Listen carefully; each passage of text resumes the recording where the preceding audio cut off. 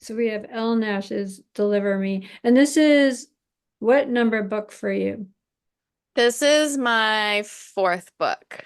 Oh, that's awesome. And okay, so the other ones, your novels are Animals That Eat Each Other, Gag Reflex, and Deliver Me. And your short story collection is Nudes. Really, Yeah. I love your titles. I love Gag Reflex, Animals That Eat. I love your titles. They're great. Thank you so much. Thank you. One thing I appreciate as someone who comes from a very severe eating disorder. My top weight was 320 pounds, and I very much, the binge stuff in here. It it it was very evocative, of that loneliness and that need to fill. Where did that come from for you? Well, I mean, I too I've had experience of eating disorders too, and it's been a struggle for a long time. I feel like I feel like now for the first time in my life I've actually like really kind of like let go of things. Like I'm not thinking about it as much as like I think I used to. But for me, I went through phases of like, anorexia and bulimia, or I don't know how they diagnose it anymore, like whatever that means, have like they have like the diagnostic categories or whatever, but I would go through long periods of like super starvation or calorie restriction, and then I would just incontrollably binge like all the time to the point where like I would say now like I still don't know how to always recognize like what a hunger cue like is, like my sense of like you know, like, oh, I'm hungry. Like I don't know what I don't know what that means or whatever, you know what I mean? Like that still messes with me. So I would say like that's a lot of where it came from is just my own experience with those feelings. And even like I would say personal experiences of being bulimic. Sometimes you just end up eating stuff where you're just like it feels shameful to be like, wow, I'm eating these things. Like people would just like think this is totally, like disgusting. That personal sense of shame around whatever it is. You know what I mean? I actually once had this guy, um, it's like the worst nightmare because I would like, buy a bunch of things I didn't want, and then at the end, take out like the two Ben and Jerry, pints and put them up on the counter. And this guy came in from outside. It's like this, little deli place. And he looks at the ice cream and he looks at me and he's like, I just wanted to see what you're eating. Mm, It was like, I I had no comeback for that. It was like my worst fucking nightmare. Yeah, I'm a fat fuck, It's hmm like, um, and because the idea was like, oh, nobody really cares, nobody's paying attention, they don't care about me. Because when you're overweight in our culture, very often, especially being morbidly obese, you're invisible. But there hmm was this, I mean, what's happened is, but in the book, it's how she um is navigating the idea of fat versus pregnant, and Dee Dee, right, is the character. Yeah, yeah, yeah. I mean, she's kind of in that realm, and the idea of what a baby, so often when someone is not, well, they don't feel loved or seen. It's the idea of a child will fix that. Yeah. Yeah, or even just like how I think like the messaging from like Western society or like there's this dominant narrative that the only way that a woman's body could have value is through, right, like how it services like male desire, or if it's like if it's like bringing life, right, or whatever, like into the world in some way. And like if you're not doing those, then you're extremely like amoral, or if you're not like fitting this particular subset, then you're just like there's a sense of like grotesque or like, whatever, like objection to like how it is because you're not fitting this very specific narrative of things. Yeah. And it's like, I don't know. I do think it's horrendous how shame is used in order to like try to control um how people are and like their sense of selves and like wanting to find love or even just like feel connection, right? Because Did, I think it, oh, go ahead. Sorry. I would say I think at its root, right? It's like a lot of the reasons why I think a lot of the reasons why I would feel shame around someone or me not feeling like normal or like I didn't fit this particular subset of like what society expected of me because I would want to feel connected. I would want to feel loved and I wouldn't have that. And it's like that shame seemed to be put on me by society to force me into conforming. You know, it's exploiting my need for love and my need to connect, right? Mm. Yeah, I felt so the loneliness and the sadness and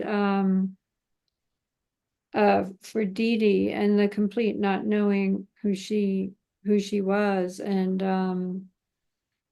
what was the story, the true story that inspired it? The relationship between Daisy and Sloane or like the mom or Well, isn't it based on a true murder kind of thing? oh yeah, yeah. So there was this news article that I read about this woman who had lied about spoil this is like spoilers. I'm just gonna talk about it. I'm like tired of not talking, I would have to be like spoiler. Spoilers. Yeah, yeah. But yeah, there was this news article about this woman who had lied about her pregnancy for 9 months, and then she lured this woman over Facebook by saying she had like baby items for sale, and then she ended up just like trying to murder her and take the child.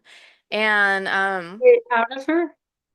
yeah, like physically cut it out of her. And it was a really controversial case specifically because the baby survived. She was like 7 months pregnant and the woman died. And so there was this whole debate about whether or not they would try her for like actual murder because of like the viability of the baby outside the body and like the rules about, you know, pro-life stuff where they're just like, when does a life start? Like, I think there was like debates around that or something. I can't remember the outcome of the case specifically. Um, so anyway, it just like I think I just was shocked by I was like, how can an entire community of people be around this woman and nobody sees that she's like lying about this stuff? And then I was like, I don't think that she's lying out of like viciousness or anything. Like there's something going on. Why, and I learned that um sometimes like women actually think they're pregnant like when they're going through this. And it wasn't like at the time I was like, oh, I want to write a book about it. I was mostly just like I couldn't stop thinking about it. And then when I lived in Arkansas, I kind of just started reading more around it, and it was really hard to find like information on it because the whole like true crime obsession stuff that hadn't really taken off yet. I was mostly just like finding really like small like shit videos on YouTube, or I found like two really, really old like trashy true crime novels about like two different cases. One was like the very first case I think that was ever recorded in the States, which happened in 1985. And obviously, like the writer kind of took this really not very nice like view of the woman who killed like her victim. Obviously not very nice, but it just wasn't even very like sensitive in a way, about like any of the mental illness that she dealt with. Um Right, there was a way that, nobody understood that things are born of trauma. Right, yeah. Like she'd obviously like he wrote about how she had dealt with like a lot of abuse and stuff like that, but there was like not really any sympathy or empathy like towards like that part at all. And then there was this other book I read about Lisa Montgomery. In this case, it happened very close to where I lived, around 2005. And that case, like, really, really intrigued me because Lisa Montgomery at the time was still on death row in a federal prison at the time of my starting this novel. And nobody really knew about her childhood, but what they did know was that um her mother and like her stepdad or something would tell everyone in the town she was like a pathological liar. And then she ended up, when her stepdad's son like came home from the Navy, she ended up marrying him. And that guy like abused her, so she left. And then she stayed with this other man that she was like really in love with. And she'd already had kids, but she'd had her tubes tied. But she like the way that he reported it was that she really wanted to like give him a child. And so that's when she started this process of like being like, I'm pregnant and like faking her pregnancy anyway. But in 2021, um, it was actually like right before COVID when Trump was about to, I think he was like about to leave office and he did all these, you know how like the president can be the one that decides like if someone gets executed on death row or whatever. He called for her to be executed. And so there was huge media, like media stuff going on around her case and all these details about her actual childhood came to life and like what she had to live through when she was a young child like from her mother is just so fucking horrific. Like I just don't I feel emotional about it. Like I don't even want to like repeat the details and none of that came up in her court case when she was tried in 2005. It's just absolutely like disgusting, like a total miscarriage of justice, you know?